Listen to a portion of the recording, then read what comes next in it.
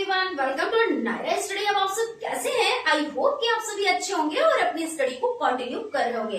Friends, आज के video lecture में हम बात करने वाले हैं सोशल साइंस जो आपका सब्जेक्ट हो जाता है उसके राजन सीरीज के बहुविकल्पीय टाइप क्वेश्चंस को कंप्लीट करने वाले हैं, उसी पे डिस्कस करेंगे। सो आप लोग वीडियो में लास्ट तक बने रहिएगा और वीडियो को बिल्कुल भी स्किप ना कीजिएगा, ठीक है ना, क्योंकि हर एक चीज आप लोगों के लिए इम्पोर्टेंट हो जाती है।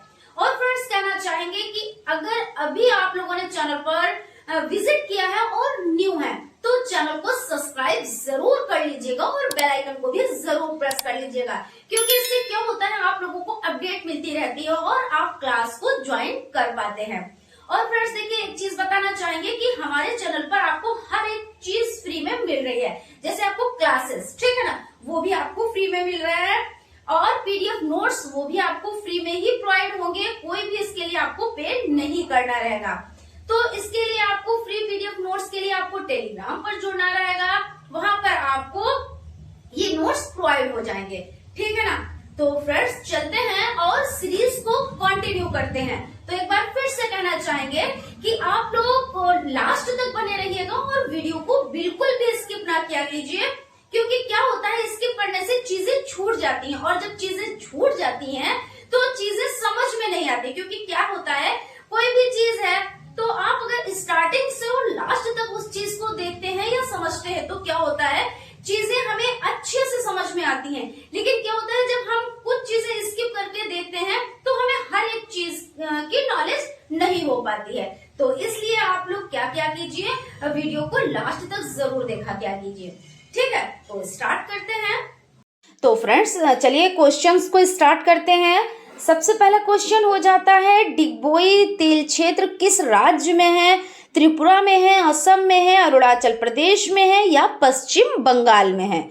तो इसमें जो आपका आंसर हो जाता है वो आपका हो जाता है असम में, यानी कि बा ऑप्शन आपका राइट हो जाता है। और यहाँ पे समझ लेते हैं कि डिगबोई भारत के असम के तिनसुकिया जिले में स्थित एक शहर है। ये जिले के पूर्ववर्ती भाग में बसा हुआ है और डिगबोई में 19वीं सदी के अंतिम वर्षों में यहाँ कच्चे तेल की खोज की गई थी। और डिगबोई असम के तेल, यानी जो डिगबोई असम है उसको क्या कहा जाता है, तो डिगबोई असम को तेल नगरी के रूप में भी जाना जाता है। तो तेल नगरी के रूप में किसे जाना जाता है, तो डिगबोई। तो इस तरह से असम बा ऑप्शन राइट हो जाता है। लोकसभा के अध्यक्ष का पद नाम क्या है? राष्ट्रपति, उपराष्ट्रपति, लोकसभा यहाँ पे लोकपाल हो जाता है या स्पीकर है? तो इसमें आंसर आपका स्पीकर हो जाता है। स्पीकर यानी अध्यक्ष।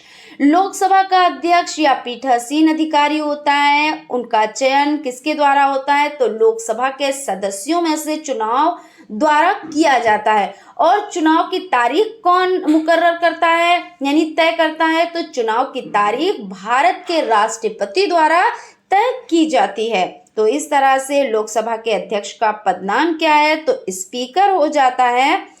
लोकसभा के लिए राष्ट्रपति अखिल भारतीय समुदाय से कितने सदस्यों की नियुक्ति कर सकता है, तो 2 या 10 या 12 या 5?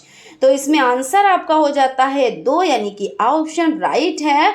भारत में कार्यपालिका की वास्तविक शक्तियां निहित है। राष्ट्रपति में, उपराष्ट्रपति में, प्रधानमंत्री और मंत्रिपरिषद में, लोकसभा अध्यक्ष में।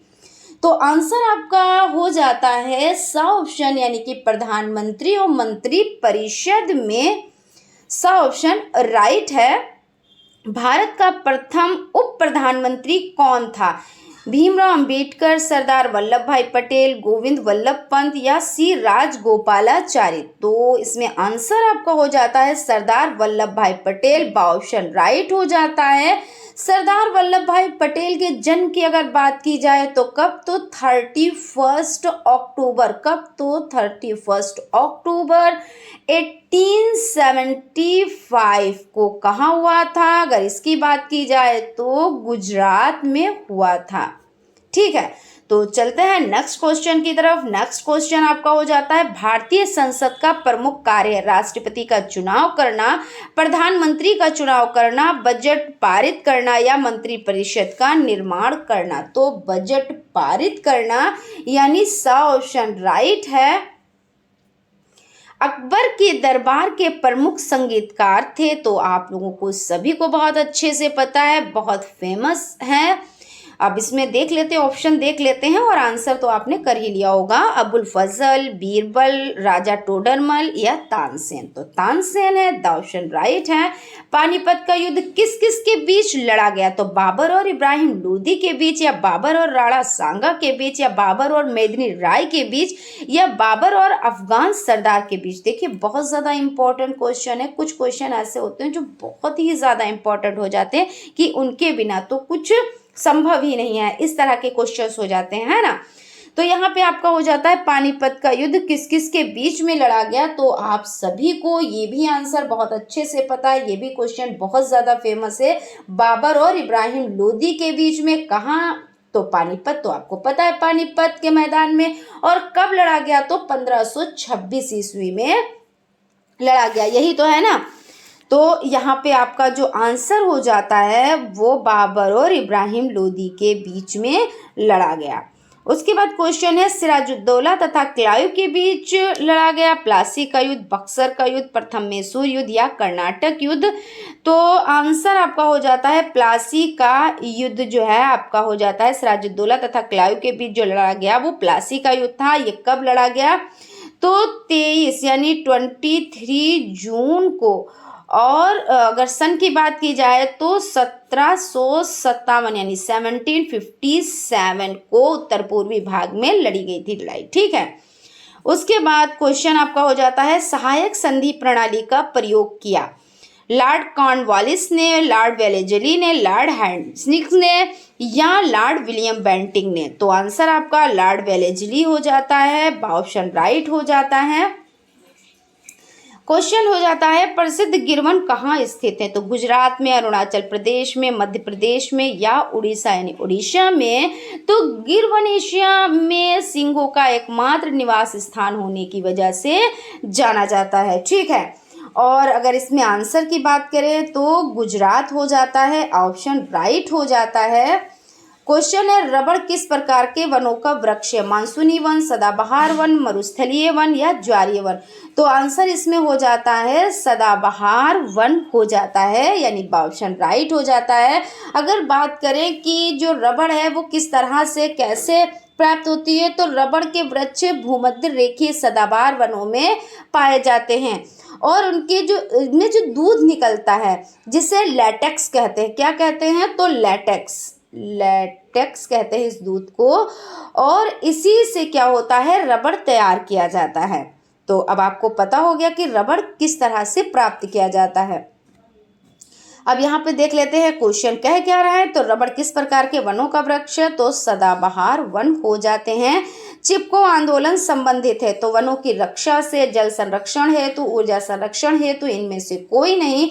तो वनों की रक्षा हेतु यानी चिपको आंदोलन किससे संबंधित है? तो वनों की रक्षा हेतु। इस फिर क्वेश्चन है केंद्रीय सूची का विषय नहीं है तो रेलवे, बैंक, विदेशी मामले, शिक्षा। आंसर हो जाता है शिक्षा। राज्यसभा की सदस्यता के लिए उम्मीदवार की आयु होनी चाहिए 25 वर्ष, 30 वर्ष, 32 वर्ष, 40 वर्ष। तो आयु कितनी होनी चाहिए? तो 30 वर्ष। भारत के राष्ट्रपति को कौन सा अधिकार नहीं है? संकटकालीन स्थिति की घोषणा करना, विदेशों में राजदूतों की नियुक्ति व पदच्युत करना, संसद को भंग करना तथा नए चुनाव के लिए आदेश देना, लोकसभा के सदस्यों की नियुक्ति व पदच्युत करना। तो आंसर की तरफ चलते हैं। आपका जो आंसर हो जाता है 51 नंबर क्वेश्चन का, तो आंसर इसमें हो जाता है लोकसभा के सदस्यों की नियुक्ति व पदच्युत करना। भारत का प्रथम नागरिक होता है राष्ट्रपति, उपराष्ट्रपति, प्रधानमंत्री, लोकसभा अध्यक्ष। तो राष्ट्रपति हो जाता है। सर्दियों में अंटार्कटिका में अंधेरा रहता है 6 घंटे, 12 घंटे, 24 घंटे, 48 घंटे। तो 24 घंटे यानी इसका ऑप्शन राइट है। अबीर गुलाल में उड़ता हुआ हल्का रंगीन पदार्थ है, गेरू, चांदी, अभ्रक, बर्फ। तो अभ्रक हो जाता है। कर्नाटक के केगा में स्थित है। विद्युत उत्पादन केंद्र, परमाणु ऊर्जा उत्पादक केंद्र, रेलवे इंजन उत्पादक केंद्र, एल्यूमिनियम उत्पादक केंद्र। तो आंसर इसमें हो जाता है परमाणु ऊर्जा उत्पादक केंद्र। बा ऑप्शन राइट हो जाता है। ठीक है, नेक्स्ट क्वेश्चन की तरफ चलते हैं। फ्रेंड्स, आप लोगों को अगर सेशन अच्छा लग रहा है तो एक लाइक ज़रूर कीजिएगा, और अगर अभी तक आप लोगों ने चैनल को सब्सक्राइब नहीं किया है, चैनल पर अभी आपने विजिट किया है, तो चैनल को सब्सक्राइब भी ज़रूर कर लीजिएगा, क्योंकि आपके पास नोटिफिकेशन पहुंच जाती है और आप क्लास को अटेंड कर पाते हैं। क्वेश्चन हो जाता है, भारत में डाक प्रणाली प्रारंभ हुई थी तो सन 1766 में, सन 1866 में, सन 1869 यानी 69 में, और सन 1957 में। तो आंसर इसमें देखिए, जो आपकी सीरीज के अकॉर्डिंग आंसर बा 1866, और अगर आंसर की राइट आंसर की बात की जाए तो 1766 हो जाता है। यानी वर्ष 1766 में भारत में पहली बार डाक व्यवस्था का प्रारंभ हुआ। वारेन हेस्टिंग्स ने यानी कोलकाता में प्रथम डाकघर वर्ष 1774 को स्थापित किया। ठीक है, तो इस तरह से आपका जो 1766 है वो आंसर आपका राइट है। इंटरनेट पर प्रयोग किए जाने वाले www का विस्तारित रूप है। वाइड वेब, विंडोज विल और वर्ल्ड वाइड वेब या वर्ल्ड विद विल। तो वर्ल्ड वाइड वेब सा ऑप्शन राइट हो जाता है। कन्नौज के युद्ध में हुमायूं पराजित हुआ। शेरशाह की सेना अधिक शक्तिशाली थी। रीजन इसमें पूछ रहे हैं कि रीजन क्या था। हुमायूं की सेना ने बगावत कर दी। हुमायूं की युद्ध करने की पहली यानी पद्धति अच्छी नहीं थी। बरसात हो जाने के कारण युद्ध में तोपखाना व्यर्थ सिद्ध हुआ। तो आपका आंसर दा है, बरसात हो जाने के कारण युद्ध में तोपखाना व्यर्थ सिद्ध हुआ। रेंज की कहते हैं पशुओं के बाड़े को, मनुष्यों के घर को, जंगलों के पुंज को, पर्वत की श्रेणी को। तो पशुओं के बाड़े को। ठीक है, तो इस तरह से जो आपका आंसर हो जाता है वो आ हो जाता है। ठीक है, वित्त विधेयक प्रस्तुत किया जाता है केवल लोकसभा में, केवल राज्यसभा में, दोनों सदनों में, इनमें से कोई नहीं। तो आपका हो जाता है केवल लोकसभा में। ठीक है, उसके बाद क्वेश्चन देख लेते हैं। नेक्स्ट हो जाता है, शेख सलीम चिश्ती का मकबरा कहाँ है? बहराइच में, फतेहपुर सीकरी में, जौनपुर में या अजमेर में? तो फतेहपुर सीकरी हो जाता है इसमें आंसर आपका, यानी कि बा ऑप्शन आपका राइट हो जाता है। विश्व मौसम संगठन का मुख्यालय कहाँ है? प्राग में, लंदन में, जिनेवा में, रूस में? तो आंसर आपका जिनेवा हो जाता है। धुरी राष्ट्रीयों का नेतृत्व किसने किया? हंगरी, इटली, ऑस्ट्रेलिया या जर्मनी? तो आंसर आपका इसमें जर्मनी, यानी द ऑप्शन आपका राइट है। भारत में हरित क्रांति की शुरुआत कब हुई थी? तो 1966 से 67 ईस्वी में, 1983 से 84 ईस्वी में, 1972 से 73 ईस्वी में और 1957 से 58 ईस्वी में। तो आंसर इसमें हो जाता है 1966 से 67 ईस्वी में। किसने किया था? तो हमें स्वामीनाथन ने किया था। ठीक है, और विश्व का सबसे प्राचीन देश कौन है? तो नेपाल, चीन, ब्रिटेन और जापान, इनमें से कौन है? तो आंसर इसमें आपका हो जाता है, क्वेश्चन क्या कह रहे हैं, विश्व का सबसे प्राचीन देश, तो जापान हो जाता है। ठीक है, और उसके बाद आपका जो क्वेश्चन है, कपास का रेशा पौधे के किस भाग से प्राप्त होता है? पहली बात तो कपास जो होता है उससे क्या बनता है? तो सूती वस्त्र, है ना। और कपास का रेशा जो पौधे के किस भाग से प्राप्त होता है? तने से, जड़ से, फल से, पत्तों से। तो आपको ये तो पता था कि कपास मतलब पता होगा, ऐसा नहीं है कि पहली बार आप क्वेश्चन सुन रहे हैं, लेकिन ऐसा है कि कपास से प्राप्त होता है। लेकिन कपास के किस भाग से प्राप्त होता है? तो फल से प्राप्त होता है। ग्रैंड ट्रंक रोड का निर्माण कराया था? अलाउद्दीन खिलजी ने, बाबर ने, हुमायूं ने या शेरशाह ने? तो शेरशाह ने। अंग्रेजों तथा फ्रांसीसियों के मध्य कर्नाटक में कितने युद्ध हुए? 5, 4, 3, 2। कितने हुए? तो 3 हुए। और उसके बाद भारत में अंग्रेजी साम्राज्य के संस्थापक थे क्लाइव, अल्मीडा, डुप्ले, आयरकूट। तो आंसर हो जाता है क्लाइव। ठीक है, तो इस तरह से आपका ऑप्शन राइट हो जाता है। भारत ने अपनी मंत्रिमंडलीय प्रणाली किस देश से ली है? ब्रिटेन, अमेरिका, चीन, रूस। तो इसमें ब्रिटेन हो जाता है। राज्यसभा का सभापति होता है भारत का उपराष्ट्रपति, राज्यपाल, प्रधानमंत्री, सर्वोच्च न्यायालय का मुख्य न्यायाधीश।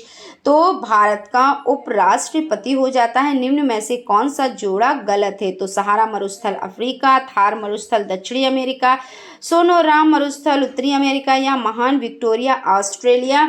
तो आंसर इसमें हो जाता है भारत का। इसमें देखिए आपका हो जाता है क्वेश्चन हो जाता है ये निम्न में से कौन सा जोड़ा गलत है? तो थार मरुस्थल दक्षिणी अफ्रीका, ये अमेरिका हो जाता है, ये गलत हो जाता है। यही आपका जोड़ा सही नहीं है। रेगुलेटिंग एक्ट पारित किया गया था 1773 में, 1784 में, 1793 में या 1813 ईस्वी में? तो 1773 ईस्वी में। इस तरह से आपका ऑप्शन राइट है। भारत पर प्रथम मुस्लिम आक्रमण कब हुआ? तो 712 में, 732 ईस्वी में, 710 ईस्वी में या 786 ईस्वी में? तो आंसर आपका 712 हो जाता है। निम्न में से किसने यानी किसके शासनकाल को वास्तुकला की दृष्टि से स्वर्णकाल कहा जाता है? तो अकबर, जहांगीर, शाहजहां या बाबर। तो इसमें आपका जो आंसर हो जाता है वो शाहजहां हो जाते हैं। सा ऑप्शन राइट हो जाता है। मोहम्मद बिन तुगलक ने अपनी राजधानी दिल्ली से स्थानांतरित की थी। कहाँ स्थानांतरित करी थी, है ना? तो आपका जो आंसर हो जाता है इसमें हम लोग देख लेते हैं। तो लाहौर, आगरा, कराची या देवगिरी, दौलताबाद। तो दौलताबाद यानी देवगिरी हो जाती है। कार्ल मार्क्स कहाँ का निवासी था? तो जर्मनी, फ्रांस, रूस, इटली। तो आंसर हो जाता है आपका जर्मनी। प्रथम विश्व युद्ध की समाप्ति कब हुई? 11 नवंबर 1916 को, 11 नवंबर 1920 को, 11 नवंबर 1922 को, 11 नवंबर 1918 को। तो 11 नवंबर 1918 को। लोकसभा की सदस्यता के लिए उम्मीदवार की आयु कितने वर्ष से कम नहीं होनी चाहिए? तो 18 वर्ष, 21 वर्ष, 24 वर्ष, 25 वर्ष। तो इसमें आंसर है 25 वर्ष। ठीक है, नेक्स्ट क्वेश्चन की तरफ चलते हैं। फ्रेंड्स, लाइक और शेयर ज़रूर करें आप लोग, क्योंकि आप लोग जब लाइक करते हैं तो हमें बहुत ज़्यादा मोटिवेशन मिलता है और हम और भी अच्छा करने की कोशिश करते हैं। वैसे तो हम अपना 100% देते ही देते हैं आप लोगों को। ठीक है, संसद का उच्च सदन या द्वितीय सदन है? लोकसभा, राज्यसभा, विकल्प आ और बा दोनों उपयुक्त में से कोई नहीं। तो राज्यसभा हो जाता है। राष्ट्रपति पद के नामांकन के लिए कितने प्रस्तावकों एवं अनुमोदकों की आवश्यकता होती है? 50 प्रस्तावक, 20 अनुमोदक, 50 प्रस्तावक, 10 अनुमोदक, 50 प्रस्तावक, 50 अनुमोदक, 20 प्रस्तावक, 20 अनुमोदक। तो आंसर आपका जो होता है हो जाता है यानी 50 प्रस्तावक, 50 अनुमोदक। सा ऑप्शन राइट है।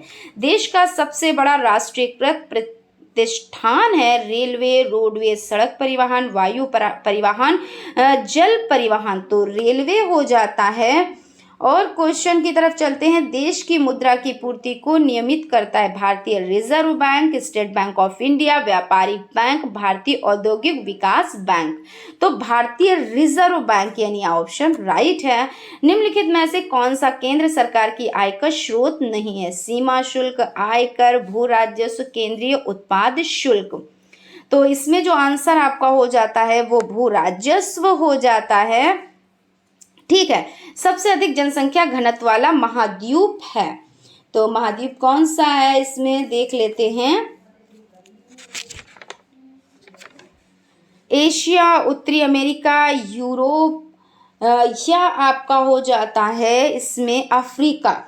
तो आंसर की तरफ चलते हैं। आंसर देखिए इसमें आपकी सीरीज में उत्तरी अमेरिका दिए हुए हैं, लेकिन सबसे अधिक जनसंख्या घनत्व वाला महाद्वीप एशिया हो जाता है। उसके बाद कौन सा आता है? उसके बाद यूरोप और आपका अफ्रीका, इस तरह से आते हैं, लेकिन एशिया सबसे पहले आता है। और थर्ड नंबर पर कौन आता है? तो अफ्रीका आता है। तो इस तरह से आपका एशिया हो जाता है। और क्वेश्चन है, शक्ति का गैर परंपरागत स्रोत?